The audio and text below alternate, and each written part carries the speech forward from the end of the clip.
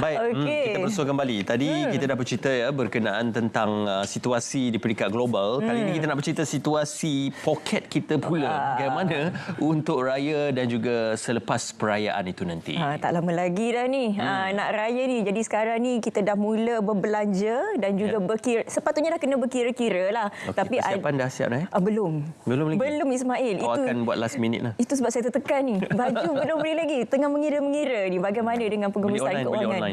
Beli online kan. Tapi hari ni kita nak berbicara mengenai ini. Oh, tajuk dia seram. Elak fakir lepas raya. Fakir tau. Betul, bagi fakir kita. Fakir kita risau. Itu yang kita tak nak miskin di fakir terus. Okey, hari ni kita bersama dengan Abang Abu. Assalamualaikum. Waalaikumsalam warahmatullahi taala wabarakatuh. Kenapa suka guna perkataan hyperbole macam tu? Macam fakir lepas raya. Actually tajuk diberi macam tu. Dahsyat penduduk kita ya. Jadi tajuk diberi macam tu. Saya pun macam rasa okey. Maknanya orang kata dia macam perlambangan tu habis duit lah. Dia macam tak ada. Kering macam betul ni. Struggle. Ataupun berhutang mungkin lah. Semua sekali. Semua. Terbabit benda-benda tu. Dan saya rasa topik tu pun macam betul juga sebab apa yang sedang berlaku sekarang ni. Kalau kita tengok apa yang sedang berlaku dengan pergolakan di Asia Barat ni kan, dan menjadikan dia everybody affected. Maksudnya setiap orang ni akan terkena juga dia punya kesan daripada pergolakan ni, kerana minyak akan naik. Betul. Bila minyak naik, semua kos-kos ni naik dan sebagainya, dan tanpa kita sedar masa bulan raya ni kan, kita berbelanja dan sebagainya. Itu sebabnya lepas raya mungkin pakir. Itulah, lepas raya terus fakir sebab apa? Kos-kos akan meningkat. Betul. Kan? Dan jadi mungkin kalau sekarang ni kita makan hanya RM10, mungkin dah jadi RM15. So itu yang mungkin saya rasa betul juga topik ni. Sebab bila kita menyentuh mengenai raya ni kan, sebab raya ni lah waktu orang nak bergaya. Betul. Jadi biar apa-apa asal bergaya. Sekarang ni biar fakir asal bergaya kot. Jadi apa antara kesilapan dalam konteks pengurusan keuangan? Dia sebenarnya benda ni berpunca beberapa benda lah. Salah satunya masa berbelanja ni, kita memang raya kan, bila sebut raya je macam wow kan, kita kena kan, kita kena tukar benda tu, kita kena belanja, walaupun benda tu tak perlu tapi kita buat juga. Malahan ada orang ni macam bila dia tengok cadar dia whatever, kena tukar juga. Semuanya. Dia macam wajib. Ingat orang nak masuk dalam bilik ni. Bukan sama warna. Jadi ini masalahnya. Bila kita tak dapat mengawal benda-benda macam tu, ini yang menyebabkan di akhir raya nanti, raya tu sebulan. Tapi fakirnya 11 bulan.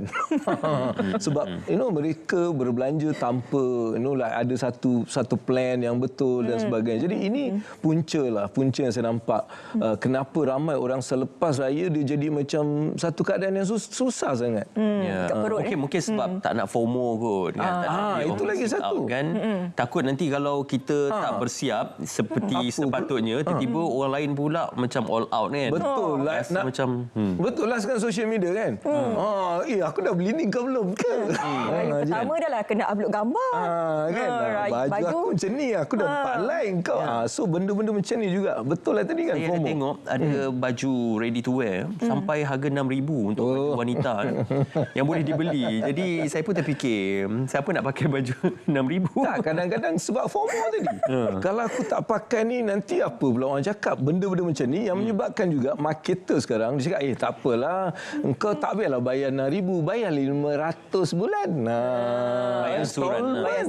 Jadi bila installment nampak macam boleh ni. Kan, boleh ni kan. Tapi itu juga menjadi satu masalah selepas raya nanti.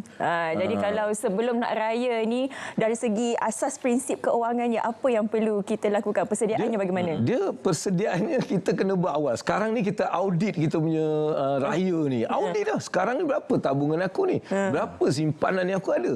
Kita buat benda tu. So sekarang ni kita dah kena audit supaya kita tahu berapa yang saya boleh belanja. Jadi kita setkan kat situ. Dan kita terpaksa setkan. Itu satu. Lepas tu kalau kita dah terlebih puasa. Puasa apa? Bukan puasa belanja. Masuk ni kita dah kena puasa belanja. Terpaksa. Sebab kita mungkin menganggap benda ni macam perang ni dekat sana je. Kat sini tak terbabit. Jangan. Benda tu risiko besar sedang menunggu kita selepas raya ni. Kalau kita tak berjaga, kita akan mula dalam satu kekucaran kewangan yang mungkin boleh mengakibatkan melibatkan banyak isu-isu lain. Saya suka kalau menyentuh pasal kad kredit kan, sebab sekarang ni kan kita senang nak swipe kan. Betul. Lagipun ada yang kata nak collect point, nak collect bonus, collect hutang juga. Tu nak collect hutang. Tapi itulah apa impak dan juga kesan negatifnya. Dia macam ni, kad kredit ni kalau kita dah guna kan, dia kad kredit ni bagus. Tapi bagusnya kalau kita boleh habiskan. Kita dah pakai, kita settle sebelum 30 hari tu, grace period kita dah settle. Itu terbaiklah, boleh collect point, bonus. Tetapi masalahnya sekarang yang pakai kad kredit ni tak ada duit. Lepas tu dia pun cakap, kita kan dah pakai boleh bayar bulan-bulan apa. Bila datang masalah bayar bulan-bulan ni, iaitu bulan-bulan apa? Minimum tu. Bila kita hanya membayar minimum daripada kad kredit kita, daripada calculation dia akan mengambil masa 17 tahun untuk kita settlekan hutang tu. Alah kan ini Kalau bayar minimum saja. Kalau bayar minimum lah, konon-konon nak bayar minimum kan. Bayar minimum. Itu salah satu sebab kenapa ramai yang bila dia dah terjebak dalam kad kredit ni, dia tak boleh keluar. Sebab dia tak faham cara bayaran, macam mana nak bayar, dia tak faham. Dia rasa, aku bayar lebih RM20 dah settle lah. Tak. Okey. Tapi kan to be realistic lah kan. Bila nak raya ni kita tak boleh lah macam apa untuk kill orang kata the mood kan. Kill the joy.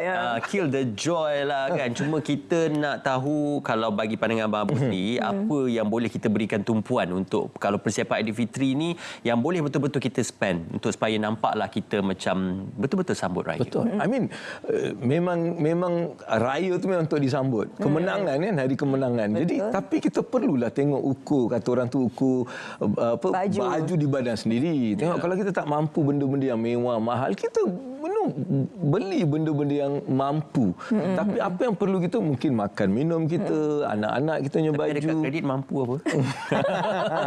Tak, itu terpulang. Memang bila dekat kredit ni masalahnya kita rasa kita macam duit ni duit kita kan.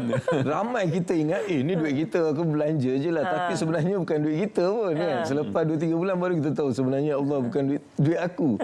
Jadi itu satu kesilapan yang saya rasa. Jadi kita kena buat perancangan, plan. Apa yang aku perlu? Alright, mungkin aku perlukan ni, perlu ni. Bila kita dah buat perancangan, maka kita lebih senang untuk mengaturkan segala benda ni. Masalah ramai orang ni, kita instantaneous. Macam kita nampak benda tu, kita terus beli. Benda tu tak perlu pun. Kita nampak, ni kalau letak kat sini kan cantik. Dia dah mula. Benda-benda macam ni lah yang menyebabkan ramai orang ni, dia terjebak dalam benda-benda yang sebenarnya tak perlu. Yalah. Kadang-kadang bila kita dah beli tu, dah 2-3 hari fikir, asal aku beli benda ni. Sebab tu kita ada puasa. Sebelum kita beli, puasa 24 jam. Maksudnya sebelum aku nak beli benda-benda ni, aku fikir dulu. Satu hari aku bagi diri aku sebelum aku beli. Kerana dalam masa tu, kemungkinan besar awak akan tukar awak punya, whatever that you have like plan. Awak rasa macam, benda ni tak perlu. Ini antara benda-benda yang simple kita perlu buat. Jadi maksudnya, tukar je dulu. Betul. Tengok dulu 24 jam. Sama ada keperluan ataupun kehendak. Betul. Kalau tak ada keperluan, tak perlulah. Betul. Tapi itulah salah satu benda yang terbeban seperti mana saya dengan Ismail kongsikan di awal Selamat Pagi Malaysia ialah kadang-kadang kita tak belanja untuk diri kita.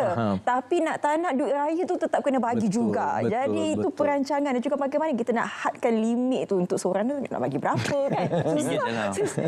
Mail kalau bagi RM1 Mail memang. Janji ikhlas tau. Betul. Kita ikhlas tapi budak akan pandang cepahal. Keluar kat TV. Tak apalah, saya cakap ikhlas itu adalah tidak dinilai dengan wang ringgit. Betul. Kadang-kadang kalau benda ni kita, mungkin tahun ni kita dah macam terlambat lah kan. Tapi kalau kita nak plan betul-betul tahun depan, maksudnya kita dah mula aturkan rancangan kita tahun depan ni, aku nak kena berapa, aku nak belanja, aku nak bagi duit raya berapa. Jadi kita dah boleh mulakan perancangan supaya masa nanti kita tak terikat. Tapi macam benda ni saya tak boleh cakap awak kena kontrol dan terpulang pada kita sendiri. Ikhlas kita ni macam mana. Mungkin hari ni kalau kita bagi RM2, budak tu buang balik. Ambil balik lah. Aku kasih kau RM2. Dia top up balik. Dia kata, alah dah fakir rupanya. Dia top up balik. Satu kita nak sentuh, ada kempen sebenarnya. Berbelanja dan juga berjimat ni. Sebenarnya ramai orang, masalah yang saya tahu adalah ramai orang ni dia tak tahu macam nak menyimpan. Okey. Masalahnya macam mana nak simpan, aku tak ada duit pun. Kan duit aku RM2,000 gaji, RM2,000 habis, kau nak simpan macam mana? Ini masalah-masalah menyebabkan ramai orang dia cakap simpan ni tak boleh. Tapi sebab tu dalam buku ni saya sediakan tip-tip menyimpan yang praktikal sangat. Okey. Itu satu. Tapi sekarang tahun ni saya buat benda yang lain sikit. Saya tak nak kacau orang berbelanja masa bulan Ramadan ni. Biarlah dia orang belanja. Jadi saya mulakan satu kempen simpan lepas raya. Kenapa? Sebab selepas raya ni ramai orang dalam kesukaran kewangan. Hutang yang banyak, dia dah tertekan, tak boleh bayar bil tu, tak boleh bayar bil ni, dan mereka ni mungkin kalau tak dibetulkan pada awal ni, benda ni mungkin akan memudaratkan mereka sampai satu jangka masa yang panjang. Sebab tu abang buat satu program ni kempen simpan lepas raya. Dia program ni setiap hari mereka akan dapat satu tip praktikal untuk diorang buat, dan kita juga ada tip menjana duit di mana selepas 30 hari ni mereka akan dapat mengumpul lebih RM1,000. Itu kita punya target. Sebab saya nak mula menjadikan satu kempen yang praktikal. Sebab ramai orang ni dia tak tahu macam nak simpan. Kedua, dia tak ada satu geng. Kan, macam nak simpan kan. Dan kadang-kadang bila tak diberikan secara konsisten, mereka tak dapat buat. Jadi sebab itulah abang berfikir macam mana saya nak bantu orang yang mungkin lepas berpuasa ni, musim raya mereka akan menjadi lebih susah. Macam mana nak betulkan balik mereka. Jadi inilah kempen ni yang kita buat. Dan bagi yang tengok ni memang boleh daftar secara percuma saja.